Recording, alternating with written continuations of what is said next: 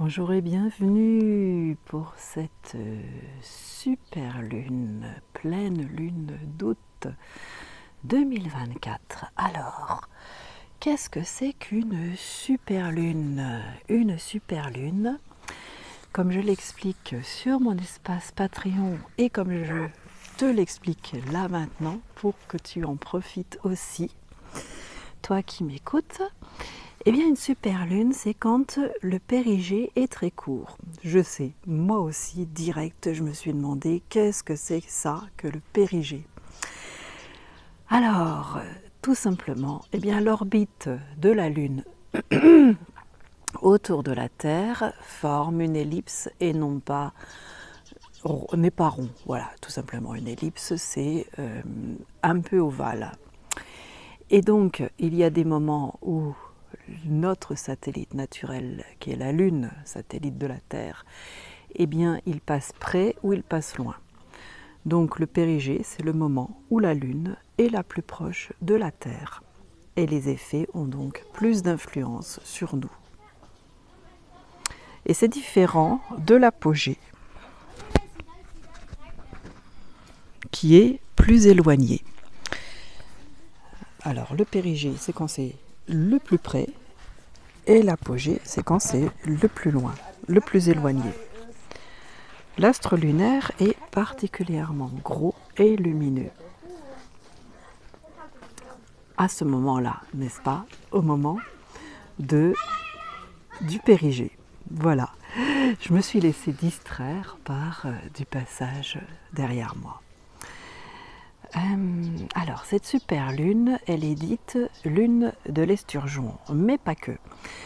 Je reviendrai plus tard sur lune de l'esturgeon.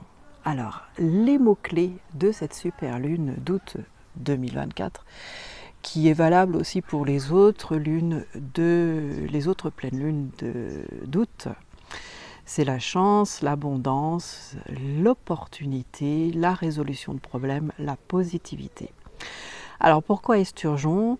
Ça a été nommé ainsi par les Amérindiens qui trouvaient des poissons dans je ne sais plus quelle rivière, la rivière qui était près de chez eux et qui était leur subsistance principale. Et c'était le moment où elle était abondante, cette nourriture. Donc depuis cette époque, la nourriture, elle est facilement disponible. Et c'est depuis cette époque donc que cette lune, pour eux, est devenue la lune de l'esturgeon. Par rapport à août, il y a eu début août, il y a peu de temps, la fête de la masse, le dieu celtique de la lumière. Et en l'honneur de la première récolte, normalement en août, ça s'appelle aussi la lune du grain ou la lune du maïs vert. C'est plutôt centré sur le blé, avec des feux de joie, des danses du soleil. L'esprit du grain était sacrifié lorsque le maïs était coupé et il renaît quand les grains sont semés à nouveau. C'est le moment août où l'élément feu domine. Et avec la pleine lune d'août, arrive une phase d'approfondissement après une phase d'apprentissage. Donc cette pleine lune, elle a un effet régénérant pour les prochains 6 mois.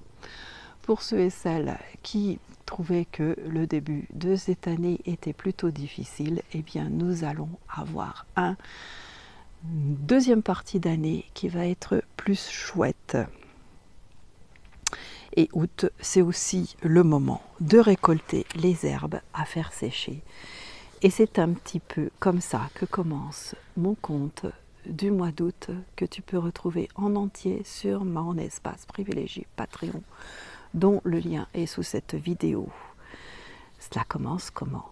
Récolter des herbes médicinales, odorantes, gustatives. C'était ce que faisait la femme dans les bois. Elle allait d'un point à un autre, toucher au passage un arbre délicatement, effleurait un feuillage tout en dansant légèrement, chaussée de fines ballerines. Si fines qu'on pouvait croire qu'elle était pieds nus. Et c'est comme ça à chaque pleine lune. Je te remercie infiniment de m'avoir écouté jusqu'au bout.